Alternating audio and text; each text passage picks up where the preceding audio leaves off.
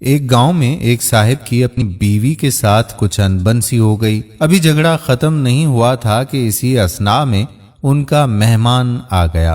خاوند نے اسے اپنی بیٹھک میں بٹھا دیا اور بیوی سے کہا کہ فلاں رشتہ دار مہمان آیا ہے، اس کے لیے کھانا بنا لو۔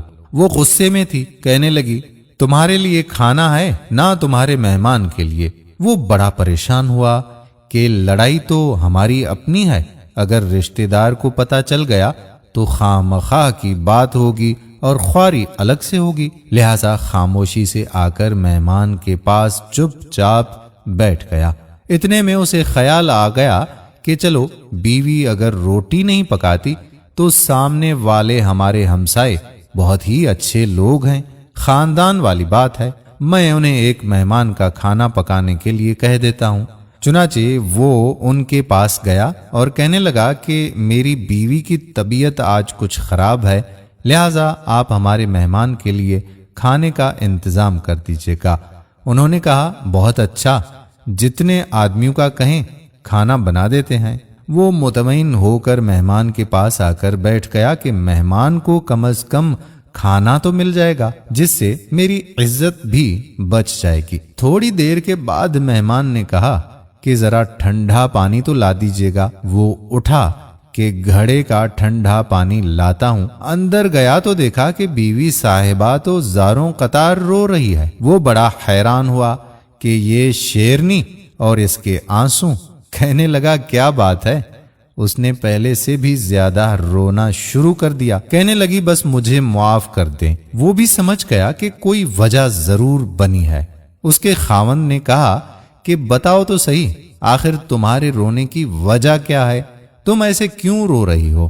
بیوی نے کہا کہ پہلے مجھے معاف کر دیں، پھر میں آپ کو اپنی بات سناؤں گی۔ خیر، اس نے کہہ دیا کہ جو لڑائی جھگڑا ہوا ہے میں نے وہ دل سے نکال دیا ہے اور تمہیں معاف کر دیا ہے۔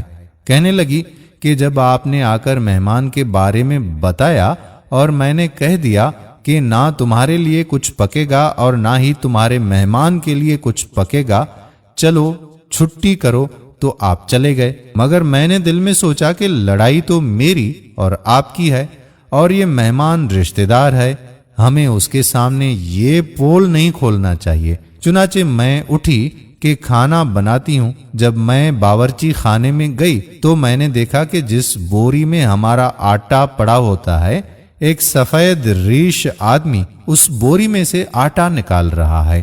میں یہ منظر دیکھ کر سہم سی گئی۔ وہ مجھے کہنے لگا کہ اے خاتون پریشان نہ ہو، یہ تمہارے مہمان کا حصہ تھا جو تمہارے آٹے میں شامل تھا۔ اب چونکہ یہ ہمسائے کے گھر میں پکنا ہے، اسی لیے وہی آٹا لینے کے لیے میں یہاں آیا ہوں۔ دوستو، اس واقعے سے ثابت ہوتا ہے کہ مہمان بعد میں آتا ہے، جبکہ اللہ تعالیٰ اس کا رزق پہلے بھیج دیتا ہے۔ یہ واقعہ کتاب خطبات فقیر سے ماخوذ کیا گیا۔ اللہ تعالیٰ ہمیں صراط مستقیم پر چلنے کی توفیق عطا فرمائے۔